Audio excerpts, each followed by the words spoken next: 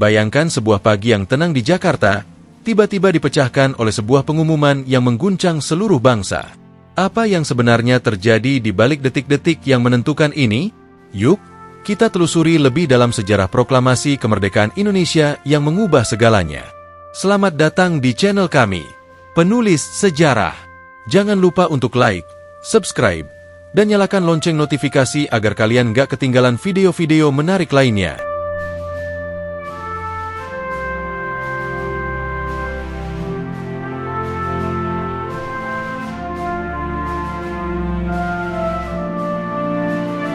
Sebelum kita masuk ke detik-detik proklamasi, kita perlu tahu dulu bagaimana kondisi Indonesia saat itu. Jepang yang sebelumnya menguasai Indonesia mulai melemah setelah kekalahan di Perang Dunia Kedua. Ini menjadi peluang bagi para pejuang Indonesia untuk meraih kemerdekaan. Pada tahun 1942, Jepang menggantikan Belanda sebagai penjajah di Indonesia setelah berhasil menaklukkan Hindia Belanda dalam Perang Dunia Kedua. Awalnya, banyak orang Indonesia yang menyambut kedatangan Jepang dengan harapan bahwa Jepang akan membebaskan mereka dari penjajahan Belanda. Namun, harapan itu segera sirna karena Jepang menerapkan kekuasaan yang tidak kalah kejamnya dibandingkan Belanda. Rakyat dipaksa bekerja keras dalam kondisi yang sangat buruk melalui sistem Romusha. Selama pendudukan Jepang, rakyat Indonesia mengalami kesengsaraan yang luar biasa. Pangan dan kebutuhan pokok sangat sulit didapatkan karena banyak diambil oleh Jepang untuk keperluan perang. Banyak pemuda yang dipaksa menjadi prajurit atau pekerja paksa di luar negeri, dan banyak yang tidak pernah kembali. Meskipun demikian, pendudukan Jepang juga membawa beberapa perubahan yang tidak dimaksudkan oleh penjajah itu sendiri. Jepang membuka kesempatan bagi para pemimpin Indonesia untuk berorganisasi dan mengembangkan keterampilan militer serta politik. Jepang membentuk berbagai organisasi seperti PETA, Pembela Tanah Air, yang memberikan pelatihan militer kepada pemuda Indonesia. Pelatihan ini nantinya sangat berguna dalam perjuangan kemerdekaan. Pada pertengahan tahun 1945, posisi Jepang dalam Perang Dunia Kedua semakin terdesak setelah kalah di beberapa front penting, termasuk kekalahan besar dalam pertempuran Laut Filipina. Akhirnya, pada bulan Agustus 1945, 2 bom atom dijatuhkan oleh sekutu di kota Hiroshima dan Nagasaki, yang memaksa Jepang untuk menyerah tanpa syarat pada tanggal 15 Agustus 1945. Kekalahan ini menciptakan kekosongan kekuasaan di Indonesia, memberikan peluang emas bagi para pejuang kemerdekaan untuk segera bertindak. Pada tanggal 15 Agustus 1945, setelah mendengar berita kekalahan Jepang, para pemuda pejuang Indonesia merasa bahwa ini adalah momen yang tepat untuk memproklamasikan kemerdekaan. Namun, terdapat perbedaan pendapat antara golongan tua dan golongan muda. Golongan tua, yang diwakili oleh Soekarno dan Hatta, merasa perlu untuk menunggu kepastian dari Jepang terlebih dahulu.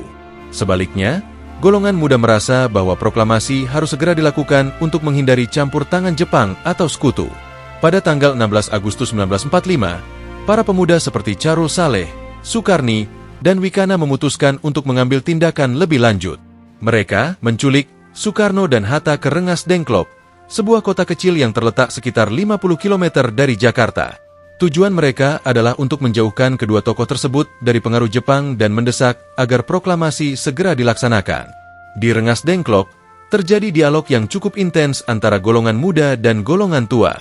Para pemuda berargumen bahwa menunggu lebih lama hanya akan memberikan kesempatan bagi Jepang atau sekutu untuk menghalangi kemerdekaan Indonesia.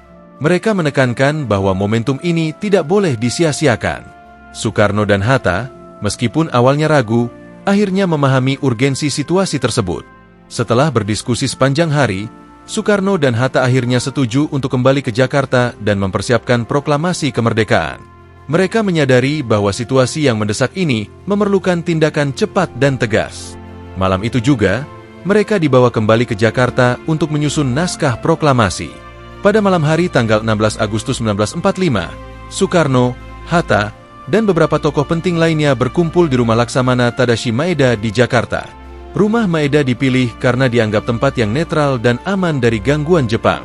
Selain Soekarno dan Hatta, hadir juga tokoh-tokoh seperti Ahmad Soebarjo, B.M. Diah, dan Sayuti Melik. Mereka semua berperan penting dalam proses penyusunan teks proklamasi. Soekarno dan Hatta, dibantu oleh Ahmad Soebarjo, mulai menyusun teks proklamasi. Awalnya, mereka mendiskusikan bagaimana format dan isi teks tersebut. Soekarno mengusulkan untuk menulis dengan singkat, padat, dan jelas, agar pesan kemerdekaan dapat langsung dipahami oleh seluruh rakyat Indonesia. Akhirnya, disepakati sebuah naskah yang sederhana namun penuh makna yang sudah lama. Setelah teks proklamasi selesai ditulis tangan oleh Soekarno, tugas berikutnya adalah mengetik naskah tersebut agar dapat dibacakan secara resmi.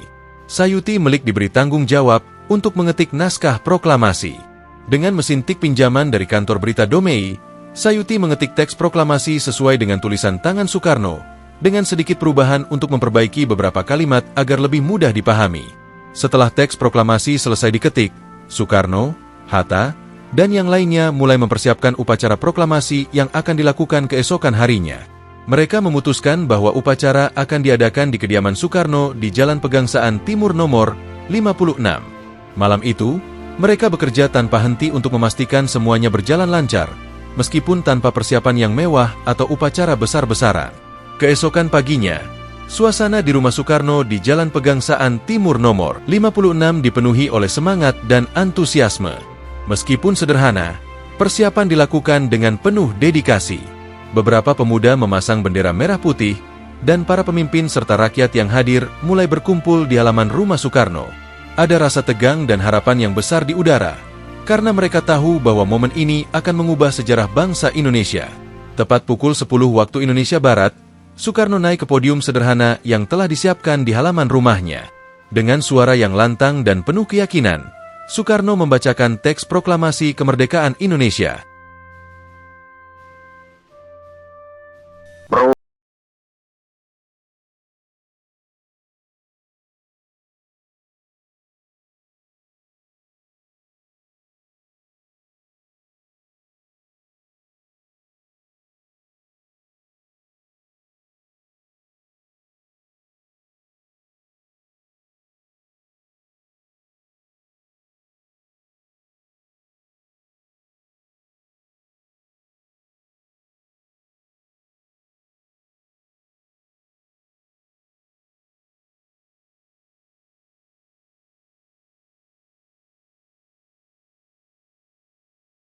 Momen ini disaksikan oleh puluhan orang yang hadir, termasuk Hatta yang berdiri di samping Soekarno.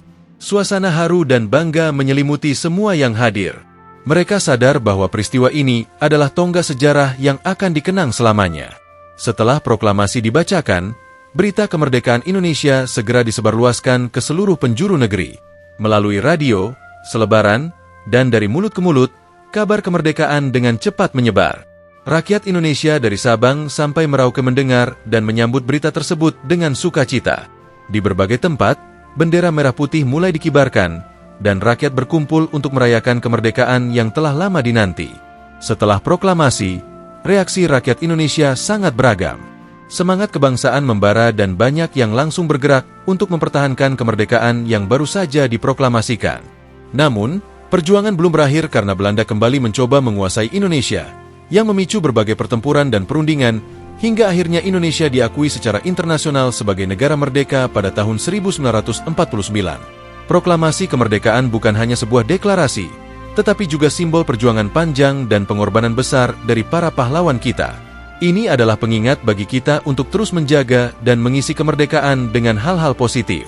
Nah, teman-teman, itulah mengenai detik-detik proklamasi kemerdekaan Indonesia. Semoga video ini bisa menambah wawasan kalian tentang sejarah bangsa kita.